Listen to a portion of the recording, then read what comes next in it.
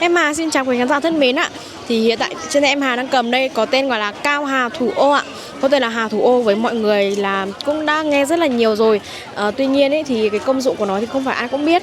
Với công dụng của cao hà thủ ô thì sẽ hỗ trợ dành cho những ai sẽ giúp làm bổ máu này, làm đẹp da này. Và đặc biệt là nó sẽ tốt với cái mảng đó chính là hỗ trợ mà những ai mà đang bị bạc đầu sớm ấy ạ. Đấy, khi mà mình uống cái này vào ấy thì cái tình trạng mà mình tóc bạc sớm ấy thì nó sẽ có cải thiện rất là nhiều. Ngoài ra thì còn có hỗ trợ tốt cho những cái trường hợp như là mạch cân cốt này, giảm đau xương khớp nữa.